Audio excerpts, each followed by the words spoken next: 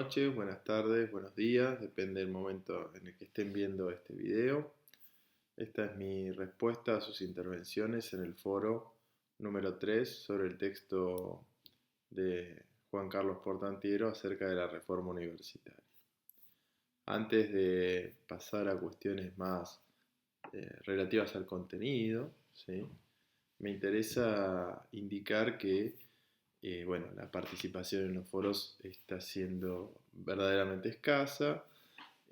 Hice una adaptación, ¿sí?, una extensión del plazo para que las personas que no pudieron intervenir en el foro hasta ayer a la noche puedan hacerlo hasta el día 25 inclusive, es decir, hasta pasado mañana inclusive.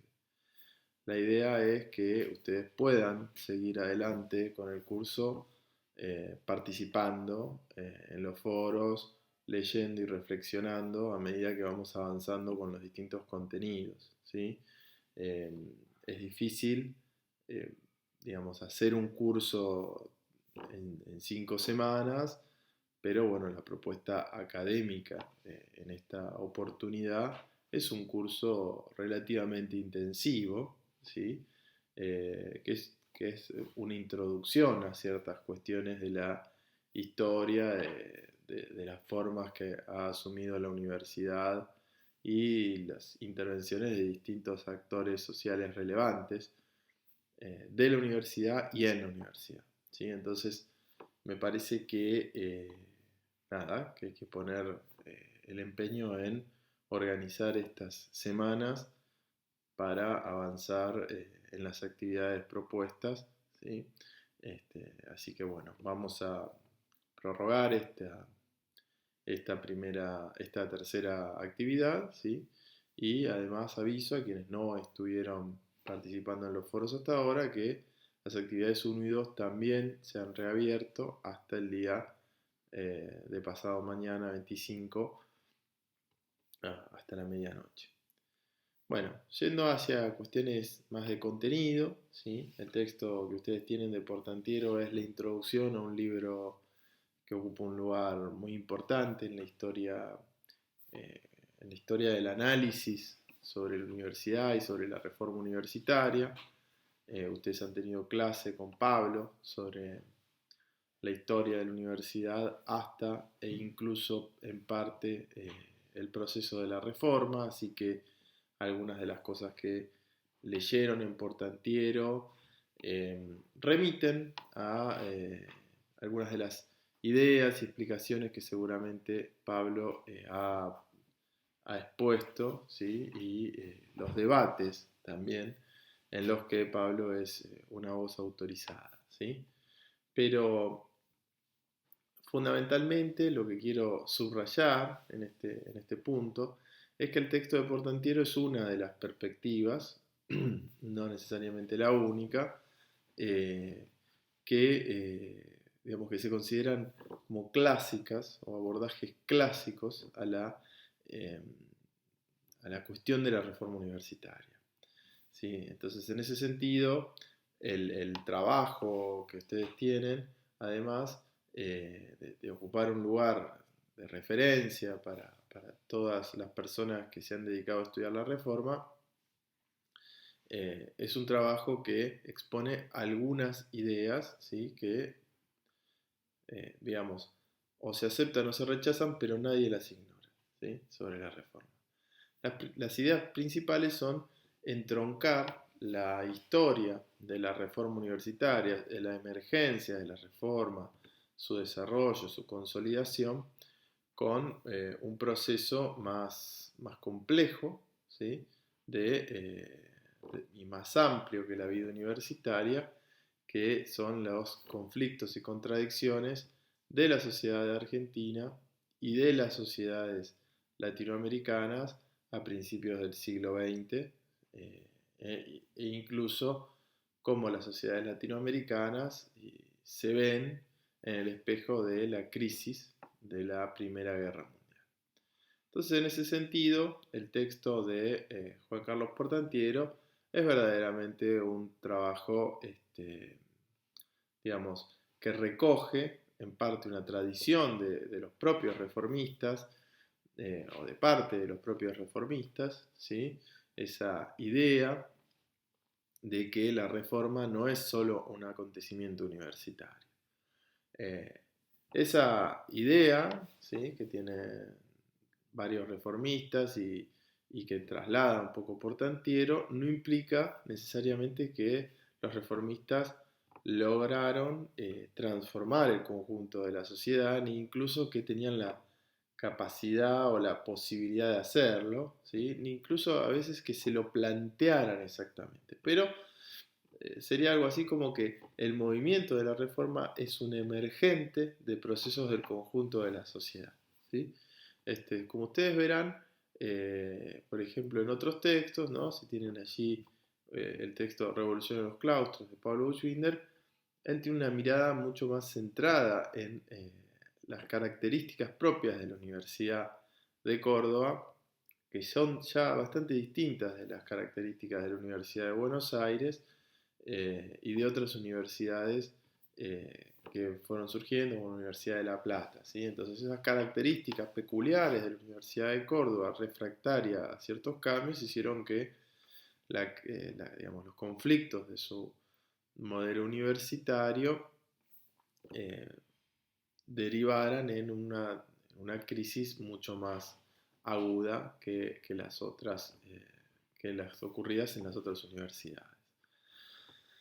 Ahora bien, en cuanto a las intervenciones que pude leer, que son relativamente pocas, ¿sí? Insisto en invitar a participar del foro, he encontrado un nivel dispar de respuestas, ¿sí? Y de comprensión de las respuestas sobre, digamos, sobre el texto.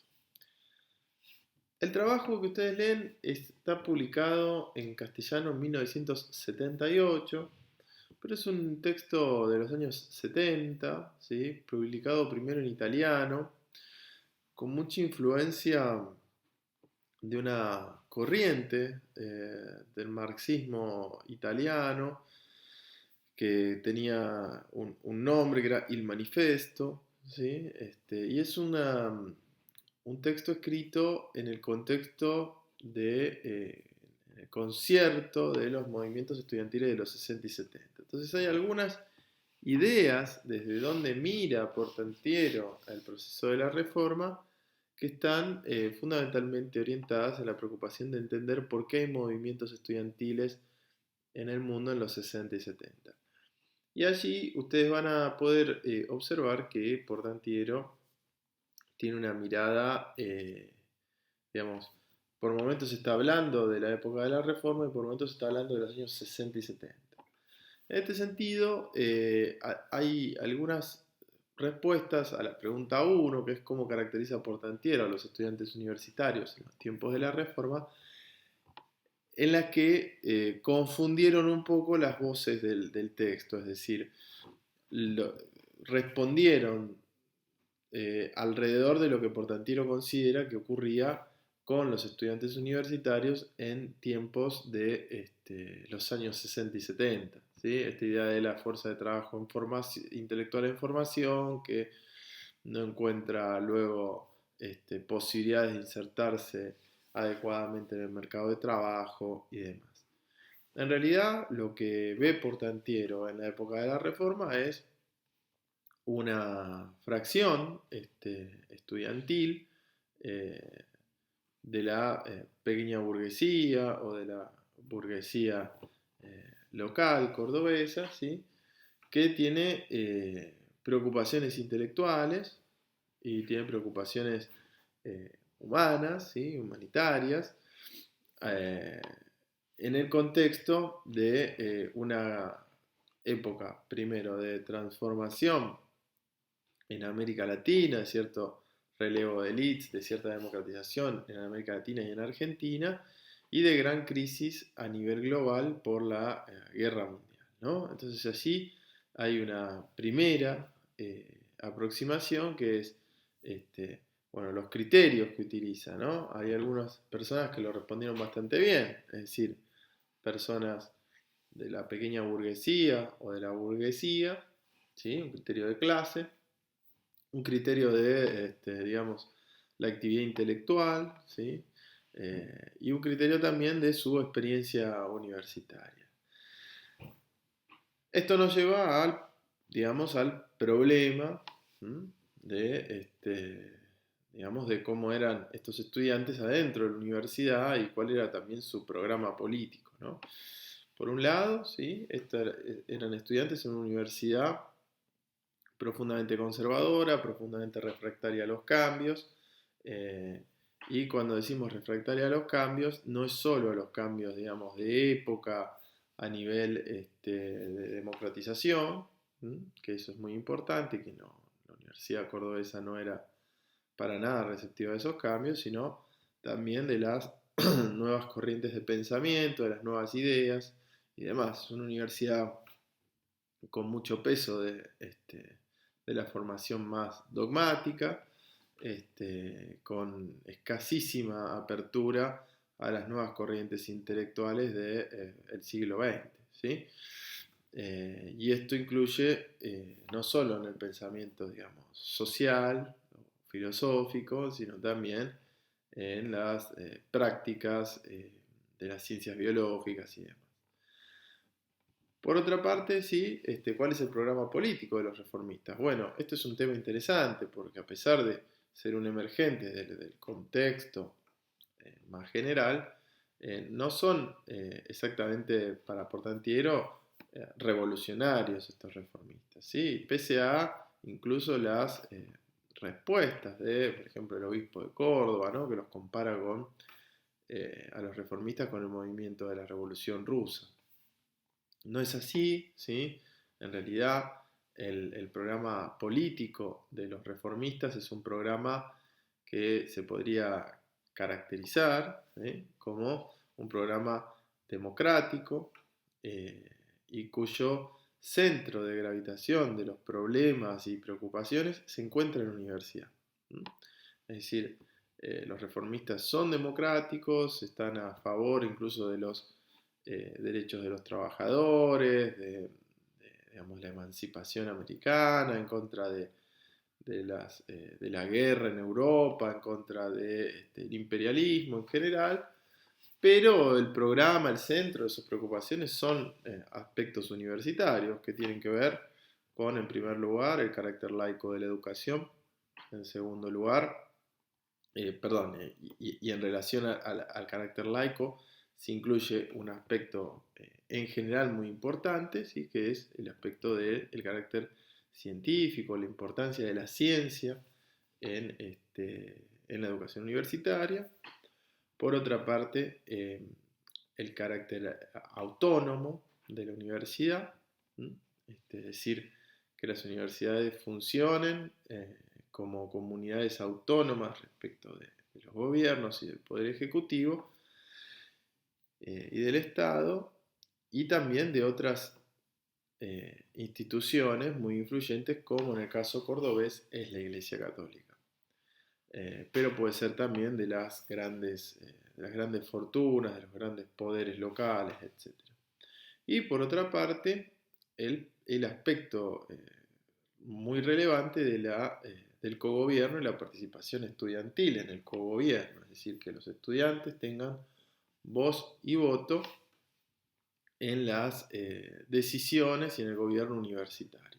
Esto es verdaderamente importante porque establece una cuestión que va a quedar como parte de la identidad estudiantil o de los movimientos estudiantiles durante todo el siglo XX, y me atrevo a decir que gran parte del siglo XXI también está marcada por esto en nuestro país y en algunos otros países con distintas variaciones, que tiene que ver con discutir un poco las jerarquías que existen en la actividad universitaria, ¿no? Es un movimiento donde, aún reconociendo la importancia de una jerarquía en términos del conocimiento, ¿no? De profesores que pueden ser maestros de la juventud, igualmente el movimiento reformista no le regalaba eso a cualquier profesor, sino que digamos, era bastante selectivo con ellos, e incluso criticaba mucho a muchos profesores muy dogmáticos, muy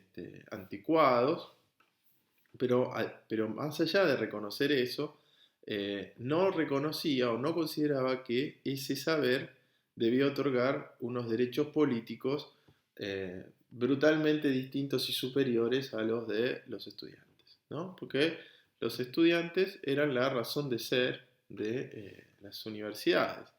Entonces tenían que tener la posibilidad de participar, en realidad para los reformistas no solo la posibilidad, sino la obligación de participar en los asuntos comunes de la universidad, ¿sí? En pie de igualdad con otros actores universitarios como los profesores. Esto es digamos, una discusión de las jerarquías que ha sido muy criticado por las derechas, por el nacionalismo, por el catolicismo durante todo el siglo XX, desde la misma reforma, y que sigue siendo un aspecto cuestionado luego en los tiempos más recientes, ¿sí? Los últimos 30 o 40 años, por una tecnocracia neoliberal que pretende convertir las universidades en una especie de administración de la educación superior sin ciudadanía, ¿no? Es decir, la reforma funda este demos universitario compuesto por distintos estamentos en cuanto al conocimiento, pero no necesariamente que deban tener una desigualdad o una desigualdad jerárquica brutal respecto de la participación en el gobierno universitario. ¿Cuáles son las causas que invoca Portantiero, que señala Portantiero para la emergencia del movimiento de la reforma? Bueno, hemos conversado un poco, ¿sí? Previamente. En este sentido aquí hay bastante acierto, ¿sí?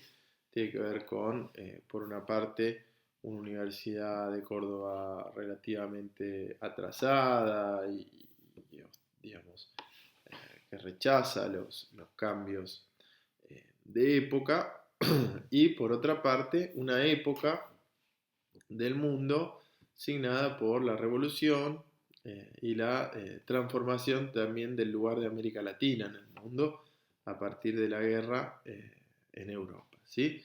En el mismo texto se esbozan, ¿no? Y esto nos lleva a la siguiente pregunta, algunas ideas en relación con el movimiento obrero, de la reforma con el movimiento obrero. Es interesante porque Portantiero, a pesar de reconocer en el movimiento de la reforma simpatías por el movimiento obrero, no considera que la reforma haya logrado, el movimiento de la reforma haya logrado tener un proceso de unidad con el movimiento obrero. Aquí se abren muchas discusiones, ¿sí? Han habido alrededor de este asunto, algunos que han demostrado que había sectores del movimiento obrero que no estaban interesados en encontrarse con el movimiento de la reforma, con los reformistas, otros que han mostrado que buena parte de los reformistas no estaban interesados en conectar con el movimiento obrero, y también han habido quienes han dicho lo contrario, ¿sí? Lo cierto es digamos que el movimiento de la reforma intentó tener ciertos lazos con un movimiento obrero, en el caso cordobés, que venía de un ciclo de luchas del año anterior, del 17 y del 18, bastante importante, y esos intentos muchas veces se pensaron desde el movimiento de los reformistas, según Portantiero, desde una mirada más bien vanguardista y de que los estudiantes deberían conducir, ¿sí? a los trabajadores. Bueno, esa digamos, forma que identifica Portantiero no dio el resultado de un movimiento, una unidad obrero estudiantil como sí ocurrió en los años 60 y 70, ¿sí? 50 años después. Bueno, después hay una última pregunta en la que encontré algunas personas, ¿sí? Muy pocas, acertaron a la clave de lectura de Portantiero y muchas otras bueno, que no pudieron estar más en el tema. Así que tiene que ver con la última pregunta, la proyección política de la reforma en Argentina, que fue diferente a otros países como México, Perú o Cuba, ¿sí? Bueno, aquí lo que resulta clave y fundamental para comprender esa diferencia es, por una parte, que en Argentina el movimiento reformista tuvo un relativo apoyo, por momentos por momentos más discutido, ¿sí? Del gobierno nacional, encabezado por Irigoyen, y también que eso expresaba, de alguna manera, cierta permeabilidad de las élites argentinas a los planteos más generales del reformismo, como, digamos, cierta democratización de la sociedad, ¿sí? En ese sentido, tanto en Cuba como en Perú, no existían partidos de la pequeña burguesía o con fuerza en la pequeña burguesía que tuvieran programas democráticos, ¿no? Entonces el proceso de la reforma, rápidamente los universitarios que fundaron partidos durante el proceso de la reforma en estos países, dieron lugar a esos partidos, se convirtieron en partidos a nivel nacional muy importantes, ¿no? Está el APRA en Perú, el Partido Comunista de Perú o de Cuba, ¿sí?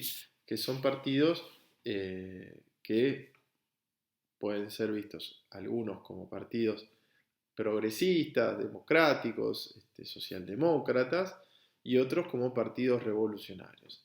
En la Argentina ese tipo de partidos ya existían, en el caso fundamentalmente, digamos, de los partidos de centro izquierda, parte del Partido Socialista, parte del radicalismo, y digamos, concentraban esas tendencias de la política nacional, y también en el caso de la Argentina, parte del socialismo, el anarquismo, los sindicatos de aquel entonces y luego el surgimiento del Partido Comunista ocupaban el lugar de la izquierda que ocupó el Partido Comunista en Perú o en Cuba, pero siendo partidos surgidos de la universidad, ¿no? Estos partidos ya existían en la Argentina antes del movimiento de la Reforma o con independencia del movimiento de la Reforma, y el movimiento de la Reforma de algún modo se fue entroncando durante los años 20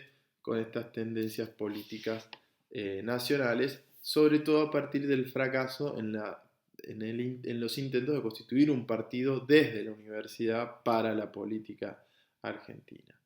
Bueno, esto es todo, ¿sí? Nosotros nos vamos a ver el día viernes, ¿sí? En la clase sincrónica de las 5 de la tarde.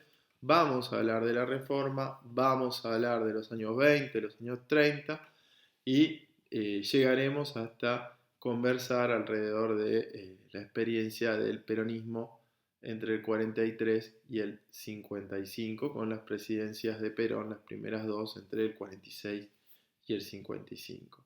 Les dejo un saludo, espero que nos sigamos encontrando en los foros y naturalmente nos vemos el viernes en la clase sincrónica.